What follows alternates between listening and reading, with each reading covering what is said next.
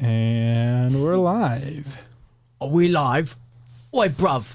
You got the PragerU podcast? What is that? Little Cockney. I'm a Peaky Blinder. I like it. I actually like the Peaky Blinders. I love the Peaky Blinders. Give me some more water in here. I can't quite do Little that thirsty. accent, but I can give you something from the UK. I can't quite She do that. sounds like a proper British lass over Yes, there. I can do a proper one. From Manchester, huh? Yes, maybe Manchester. I don't know where Manchester is. No, all neither do our I. UK fans are watching this. Like, no idea. Cringe. Cringe, bro. You just posted cringe. Guys, thanks for tuning in today. We got a special show for you today where we actually have an interview that's going to be coming to you guys. It's me, Will Witt, you know who it is, and Amala Whoop, whoop. and Taylor, who's in the back. Hey, You show your face? I did for a split second. I'm sharing these. Okay, all right, Taylor. I'm doing the Taylor, technical back stuff. to work. Get back to work, Taylor. Anyway, we have a very special episode today. We're starting out today talking about Israel and all of the stuff going on there. And so we actually interviewed an expert, David Brog, and we're about to play that interview for you guys so you guys can really get the first-hand experience. I know we haven't talked about it too much this week on any of our other lives, but PragerU, again, has a ton of content on it, so go to PragerU.com to check it out. And now we're going to play this interview for you guys to see. Awesome.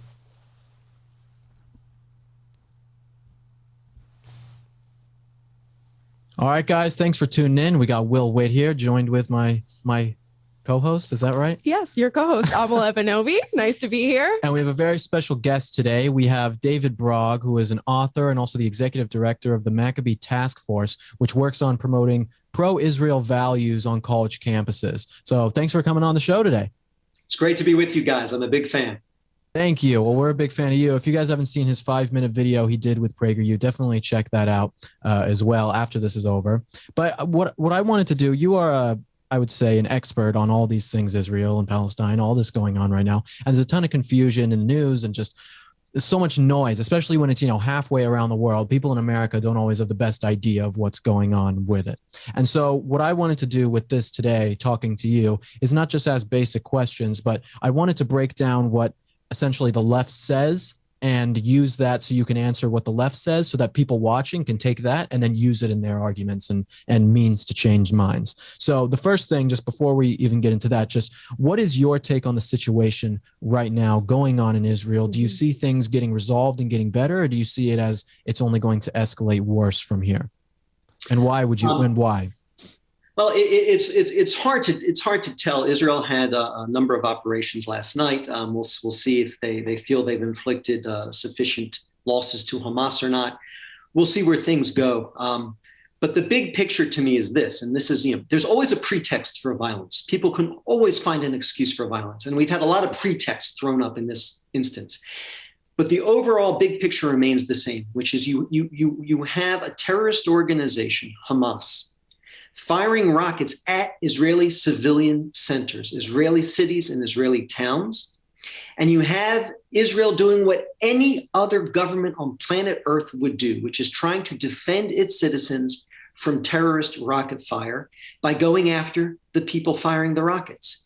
Hamas makes it hard. They hide in civilian areas. They fire from civilian areas. Israel does everything in its power to take out the terrorists without harming innocent civilians. It's not an easy challenge. But when you look at other armies that have faced these difficult counterterrorism challenges, you see that Israel manages it extraordinarily well. What's a shame is Israel's put in this position in the first place of having to defend itself. If Hamas did not fire rockets at Israel, Israel would be out of Gaza. A lot of people, when we bring this up with people, talk about, they say Israel's trying to encroach and they're colonizing these different places. This is why Hamas and Palestine has to react this way. What is your reaction to when people say that? It's a longer story than we have time to get into, but basically you have two nationalisms competing in a small space. You have Zionism, Jewish nationalism, Israel. And then you have Palestinian nationalism, often combined with Islamism, that doesn't want the Jewish state to exist in Israel. Israel's offered multiple times, and this is the PragerU video I did. I talk about the 5 times, 1937, 1947, 1967, 2000, 2008. Israel's offered, the Israelis say, hey, we have rights to the entire land, but for the sake of peace, we'll share it with you. We don't want to quote unquote, occupy you. We don't want to have a military presence in your population centers. Tragically and unfortunately, the Palestinian leadership has turned down every one of these compromises, often quite violently. And thus, Israel has to face a situation where if it does not have a military presence in the West Bank, the absence of Israel's military presence opens the door to terror cells, terror labs, and waves of terrorism. Israel pulled every last soldier and civilian out of Gaza as an effort to jumpstart peace. Israel does not have any soldiers or civilians in Gaza anymore. But what we saw there tragically again is the rejection of the fig leaf, or the rejection of peace. Rocket fire from Gaza into Israel did not decrease when Israel withdrew from Gaza. It dramatically increased. Gaza became one big terrorist center. And I want to be clear about this because people get confused about this. They say one man's terrorist is another man's freedom fighter. Whoever said that is a moral idiot. Terrorism is a clear, defined term. It is intentionally targeting civilians with violence to achieve your political goal. That's what Hamas does when it fires rockets at Israeli population centers. That's what Hamas does when it fires them from Palestinian population centers.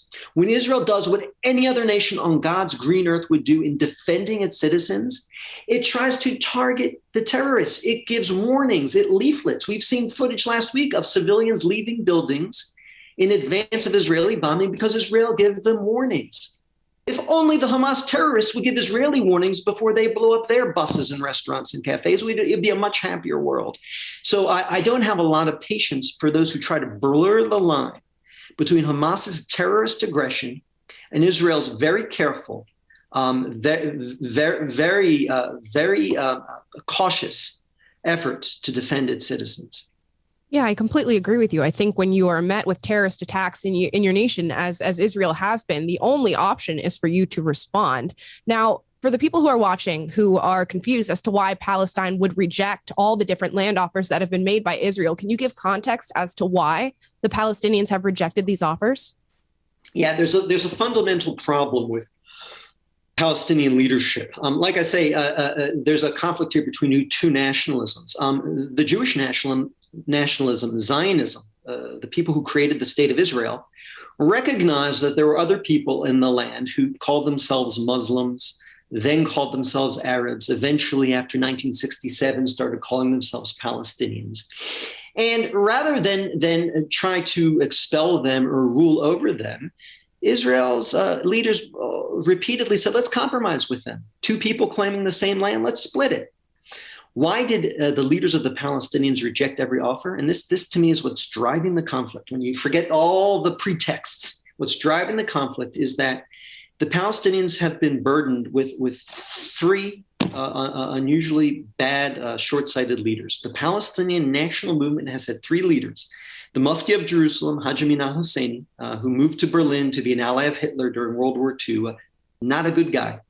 Followed by Yasser Arafat, an innovator and in the field of terrorism. Followed by Mahmoud Abbas, who says with one side of his mouth peaceful things while educating his people in a very different direction. All three of these leaders have rejected the rights of Jews in this land, the justice of an indigenous people, the Jewish people having self-rule in this land. Have rejected the idea that Jews too have a right to self-determination in their homeland. Instead of accepting compromises, instead of offering compromises, they have educated their people to see the Jewish presence in the land as unjust, as a foreign invasion. And unless and until they change that, unless and until they say what most Israeli leaders have said, which is this other people here has a right to be here too, and we need to recognize that right and make painful compromises because of that right. Unless and until they do that, they're going to continue to reject any offer that recognizes any Jewish state in any size, shape, and form. And then having rejected those offers to end what they call the occupation, they will turn around and complain about the occupation they have perpetuated. And then they will resort to terrorism to complain about that occupation. And then when Israel responds carefully to their terrorism, they'll complain again, look what Israel's doing to us. Ultimately, if they would have accepted any one of these five offers, and many more actually, we'd be in a very different situation today. And what you'd see today is what we're seeing now between Israel and the United Arab Emirates, between Israel and Bahrain, between Israel and Sudan, between Israel and Morocco. You'd see peace breaking out. It would be a much better Middle East. I think people are pretty misguided when it comes to this. I mean, they think that Israel is keeping all these Muslims out, or they're not welcoming to these people. And it's like there's 100,000 people from Palestine who come in every year with work visas to work within Israel, right? So, I mean, it doesn't really make any sense. I read an article this morning that was talking about Israel being an apartheid state similar to South Africa. I would love to hear your take on that, because this is another argument I hear a lot. Israel can't win here.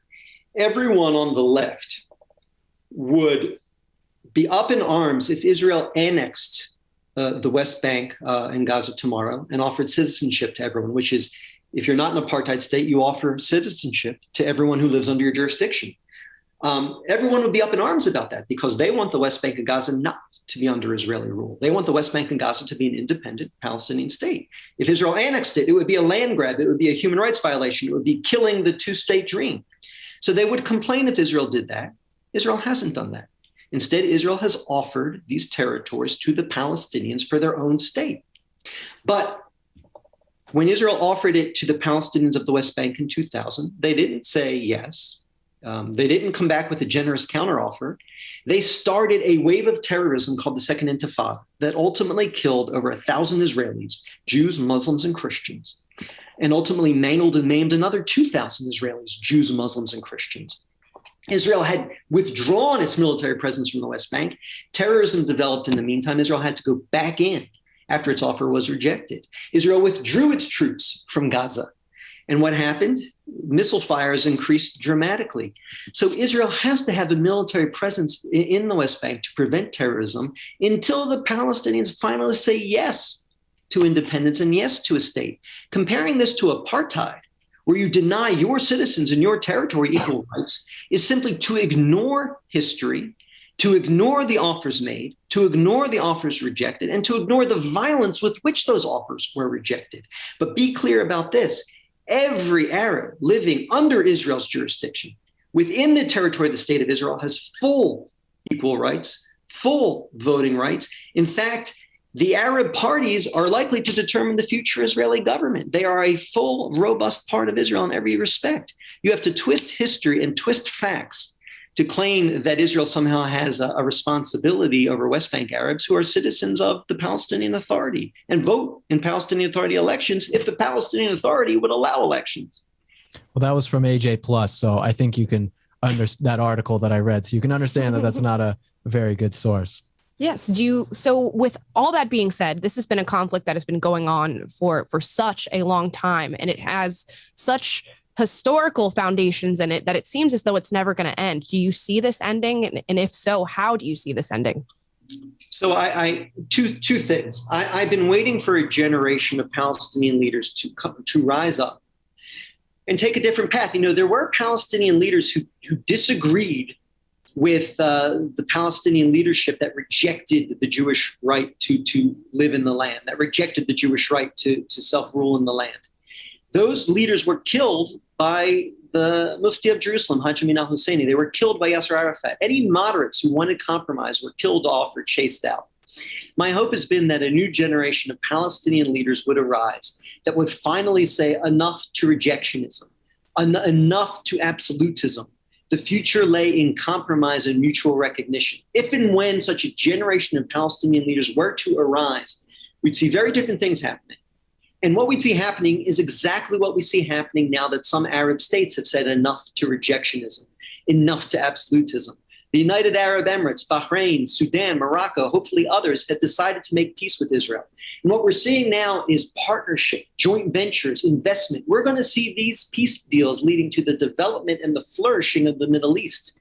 I hope a generation of Palestinian leaders comes that wants to be part of that development and part of that flourishing, and end the days when we see the best and brightest Palestinian minds going into labs to develop missiles and bombs instead of doing startups and building economies and building businesses. Many Palestinians are doing that. I want to see more doing that. We'll see a very different peaceful future ahead when that day comes.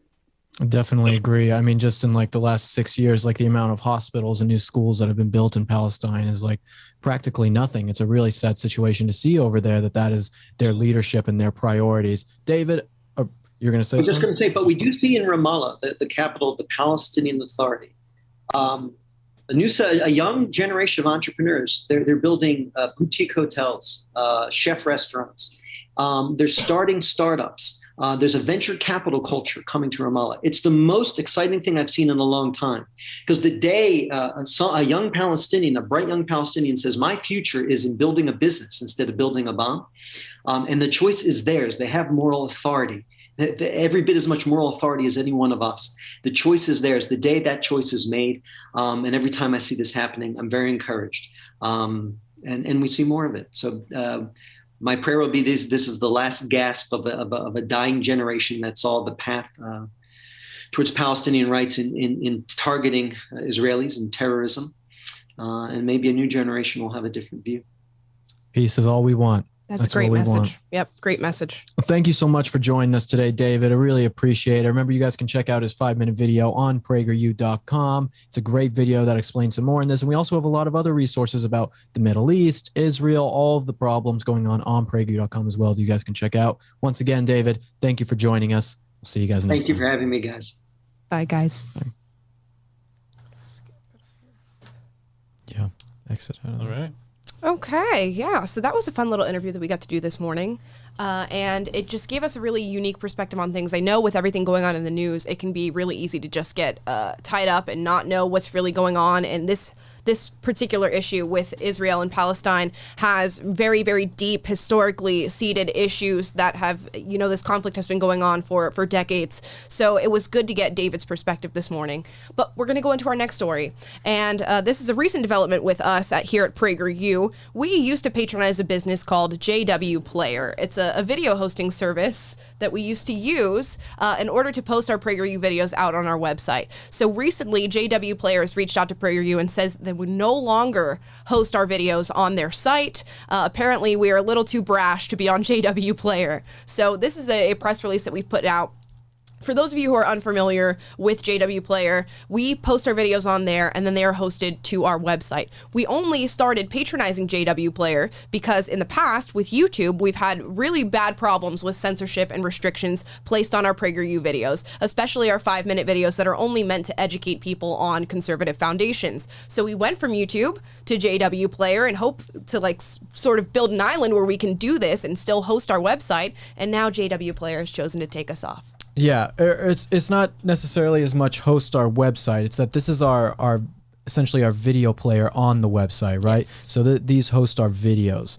So we had YouTube when we started out on our PragerU website, and so YouTube was the one hosting our videos. We just had them straight from YouTube, and then YouTube, we had some problems. They were restricting our videos, so even on our own website, we couldn't play our own videos. Mm-hmm. So that's why we switched over to JW Player, and now JW Player is basically saying, you guys don't align with us.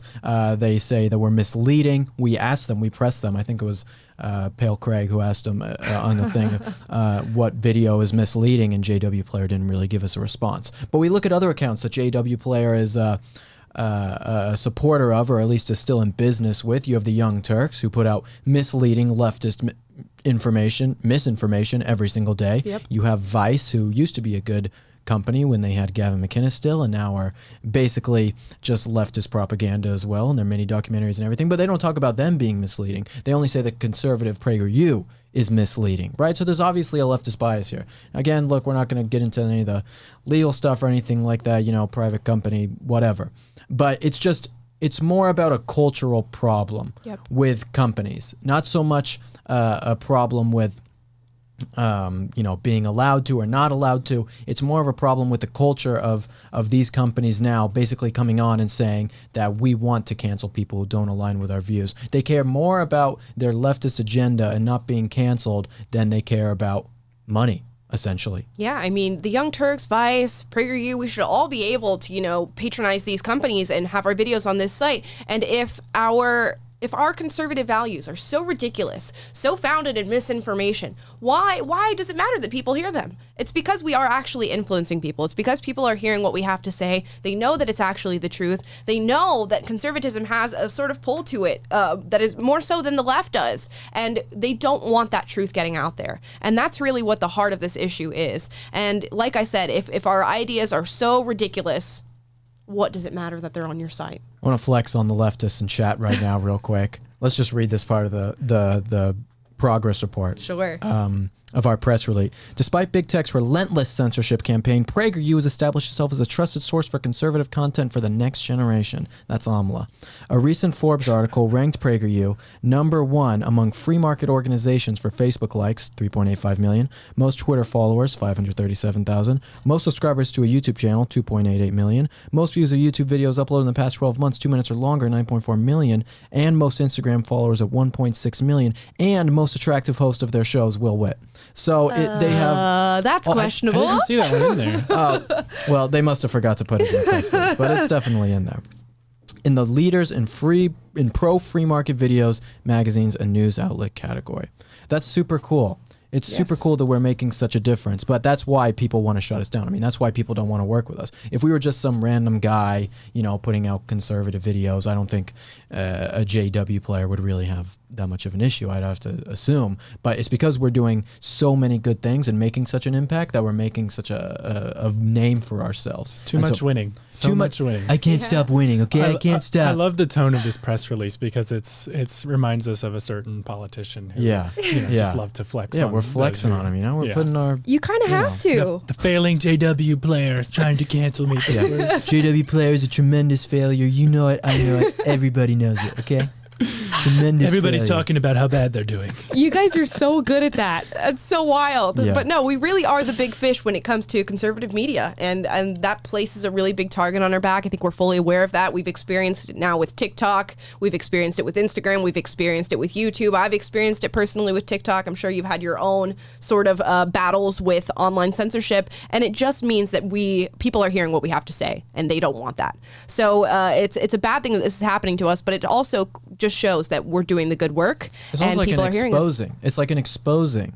Yeah. It's sometimes good that these things happen because it's like we're exposing that a company like JW Player and tons of other leftist companies that refuse to work with us are doing this, So then I hope that you guys who are watching this right now, I talk about this all the time because it's so important. I hope that you see a company like this doing something and not representing conservative values, or, at least just not supporting a company that is conservative or working with them. Supporting free speech, right? Supporting free speech, that you would go on and say, I don't want to work with this company either, or I don't want to support this company either, instead of just saying, it's like the Disney stuff, the Disney stuff that came on. I hope that people are looking at their Disney Plus subscriptions and saying, okay, I saw what they said and I'm no longer going to give them my money. I would hope that people would do that.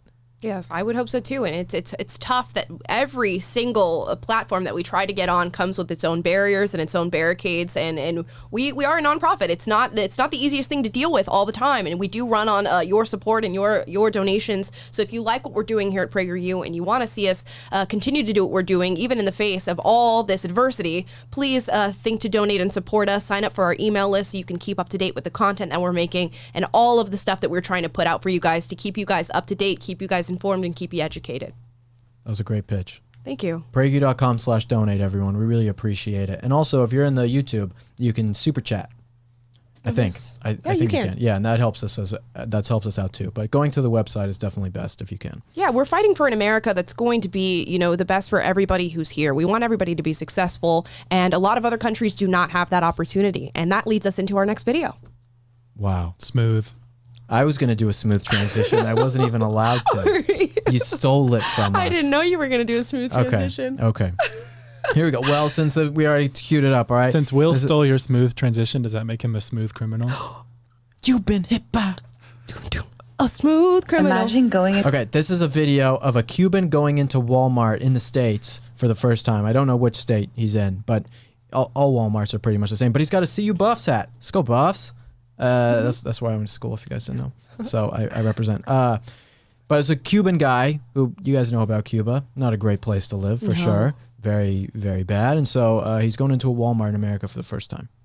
Inside a store for the first time in your life that didn't have empty shelves. Well, this is Joel. He's 36 years old, and he's about to do it right now. Pinga. Que pingue es esto. Cojones, parece una pelota. 8 dólares, wow. 8 pesos. Ando mi niña que no puedo enseñárselo. No puedo enseñarle esto. Porque me cuaja. Que la ropa de niños, loco por comprar toda la carne que hay aquí, una a una. No he visto tanta carne junta. Todo eso no quiero un niño, y más un niño cubano que no tiene eso. Así que, no sé, me duele. Joey, ¿cómo te sientes? Fucking explotado. Imagine going. That's an adorable video. It is. It's so I heartwarming. know. It's awesome. That's so great. I mean, me going through Walmart, I go through Walmart nowadays and I'm like, look at all this crap. Yeah. And you're like, I don't appreciate this at all. It really takes to be from somewhere where you don't have all this to appreciate. This is why people are so entitled, because they go into Walmart's or Target or, some big store, and they don't appreciate all that even though like you go to Walmart, a lot of the options suck, but at least you have options, and at least things are cheap, and you can buy food and be able to have whatever it is that you need. It's like, but other countries, they don't have that. No, this is truly a lesson in gratitude. It's really grounding. It's really humbling to watch somebody go through a store that we take such advantage of and just light up with emotion. You can tell it was really striking for him to see so many options, see a store that is filled with food, filled with toys. He even mentioned that when he saw a cake that was $8, he was thinking of his sister and how they don't even have eggs in Cuba. She would probably never see a cake anytime soon. And going through the little toy section and saying that kids in Cuba don't get to experience this whatsoever. It is really, like I said, a lesson in gratitude. It makes you think about all the things that you have. It's also a lesson in communism. Yes. I mean, Exactly. like, it's for real. It's like, look at what communists do. The lowest 3 countries that rank on the freedom index, or like the economic freedom index in the world, are all communist/socialist countries: Cuba, Venezuela, and North Korea. All of them rank there. That's what happens. The countries in the top countries in that index are like they have 5 times higher GDP than these other countries have. Because of capitalism making their economies flourish. Sure. And the left will sell you the story that somehow capitalism is exploitative in some way when it really is not. And I can't stress this enough. Look at all the options that we have here in America to just be successful, to go to a store and see all these different multitudes of foods that you can pick from. And yet the left wants to tell you that capitalism is an exploitative system when it simply is not. And I see this a lot on the left. The argument is that somehow it exploits your labor. No, because we gain things in return in this system. We gain the ability to use money to buy things that are of pleasure for us or for our families, to support ourselves. Capitalism is not exploitative at all. But what about Denmark? Right? And then they You shoot mean capitalist back. Denmark? Yeah. Exactly. They shoot back and their leaders say, well, guess what? We're not socialist. We're not communist. Stop using us as an example of that. Well, Sweden used to be socialist. Sweden started out socialist after World War II. They became socialist, and then they had all these different things that happened that were very bad, and they basically went broke. Sweden went broke. So then they decided to become very capitalist. Leftists here in America, they talk about, we need to increase the minimum wage. We need this socialism. Sweden has no minimum wage. Sweden also has school choice. All these different countries, these Nordic countries, they have that. They cut regulation. Sweden cut its size of the government by 1/3. They got rid of public inheritance or private inheritance. They got rid of gift taxes. I mean, these places are more capitalist than America is. I wish America would take a lesson out of Sweden's rule book and become more capitalist and have less regulations. And hopefully we can actually get more done here in this country. But none of these countries really represent socialism. If you want a real representation of socialism, then you look at this guy who came from Cuba, because that is real socialism. This is why he's so astounded by a Walmart. Yeah, so I don't want to hear the argument that capitalism is exploitative. If you want to look at exploitative, well, let's look at socialism. Let's look at communism. Let's look at the redistribution of wealth and taking your earnings, things that you have worked hard for, and giving it to other people. That is exploitative, not capitalism by any means. And I hear it a lot on the black community saying that capitalism specifically exploits black people and that it's somehow founded in racism and bigotry. And that is simply not the case. And if you look back here, we got Tom Sowell up on the wall. He's a big inspiration of mine. If you read his book, Discrimination and Disparities, he talks about how capitalism really is an active deterrent against the sort of racism and discrimination that the left wants to tout about. And he cites all these statistics. If you look back into the 1940s, when really we were segregated as a society, there were active laws that were against people of color. Yet between 1940 and 1960, the black poverty rate decreased from 80% to 40% underneath a capitalist free market. And it goes to show that even with all these barriers set in place for you, the Jim Crow laws, the segregation, the blatant racism that black people were experiencing in America, yet the poverty rate continues to decrease nearly by half its size. Why is that? It's because everybody flourishes in a free market capitalist society. That's true. If it's true capitalism. Exactly. If it's true capitalism. If it's not true capitalism like we have in America right now, Yes. then it's not going to be, it's not going to work. But I don't think I should probably get into that right now. But we're going to get into like the deep. But even just on the surface, like I have a story that kind of relates to this. Like back in a former life, I worked at a church in Louisiana, and one time I was like hosting this pastor from Africa. I think he was from Kenya, and he needed some like lip balm or chapstick, and I was like, okay, yeah, I can take you. And so I took him to Walmart, and I think it was Walmart, and brought him to like the chapstick section, and we got there, and there was like a wall of like 40 different types of chapstick to choose from, and he was just like completely overwhelmed. And I got a picture of him just like standing there like reading all the different varieties, and it was just like something completely foreign to him that you would have, much less going into Walmart and all the options there, and then you get to the section of the one specific product you're trying to buy, and there's so many.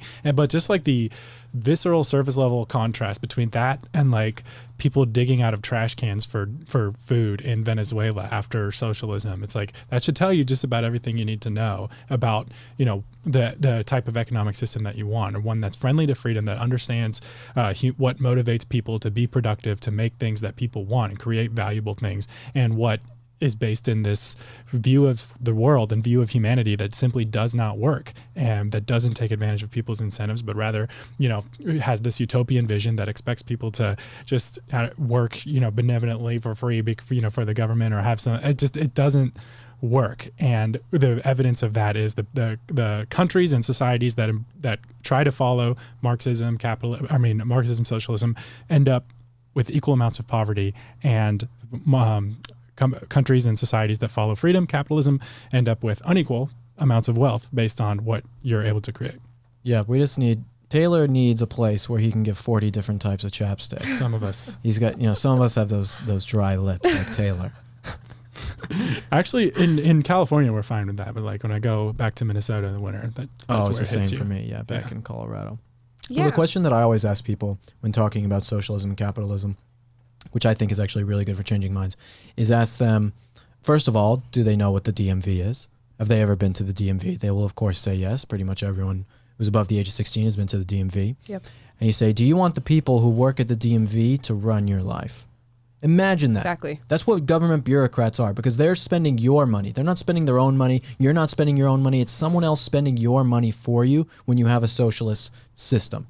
And you don't want that. Everyone you talk to will say they don't want the DMV running their life. Even you could find people on the far left who will say, no, I don't want the DMV running my life. And they'll say it has to be better than that. And it's like, it won't be better than that, because no one is responsible. It's like if I ask Taylor to go buy me a sandwich, woman, I say, go buy me a sandwich. What? I say, go buy me a sandwich, right? I'm just saying, okay? Not making me a sandwich. Okay, I tell you to go buy me a sandwich, right? Versus, and you come back and you give me the sandwich. It's nothing what I asked for. Yeah, it's a sandwich, but it's got anchovies on it, pepperonis, not enough mustard, right? But if I go and I buy my own sandwich, I can get it exactly how I want. And I'm going to be very careful with how I spend my money on that sandwich, because it's my money. It's my money. Taylor doesn't care. I'm giving him my money to go buy my sandwich. Why would he do the best job he could? Exactly. He has no self-interest in what I get. It applies to nearly every part of our lives right now. And look, I think it's a general consensus in the United States now that our public school system is pretty much failing. It's failing our children, especially the children who are living in inner city schools, which happens to be people of color, Black kids, Hispanic kids. And we as conservatives say, you know what the problem is? The problem is that we give our money to the government, and then the government advocates and uses that money to fund the schools. And regardless of how well that school does, regardless of how well that school is treating your children's education, regardless of how well your child turns out due to that education, they continue to receive government funding. And that's why we as conservatives advocate for school choice, where parents are given money in vouchers and they can give that tuition to the school of their choice. That way it becomes a competitive market where schools have to keep up with the needs of the children, have to keep up with the education of the children, or they will get that money pulled by the parents.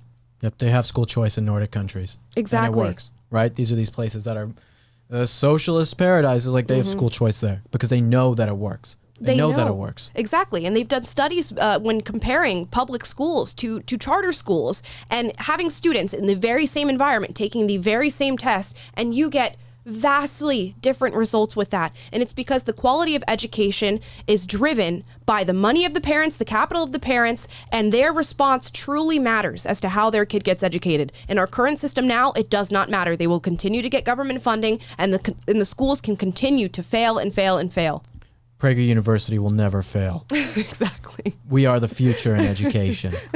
Guys, we really appreciate it. If you guys want to help out PragerU's mission so that we can educate the kids who aren't getting educated at schools, go to PragerU.com/donate. It really helps us out, especially with this whole thing with JW Player and everything else that's just happening in the world right now with big tech censorship and all of the crazy stuff. We want to be here. We want to educate you guys. We really enjoy what we do, and we're really happy to do it. Guys, make sure you share this video with your friends. Comment your thoughts down below. Like this video. Follow me and Amala on social media. Maybe Taylor too. And we will be back next Monday, guys. Thank you for watching. Thanks, guys. Peace. Bye.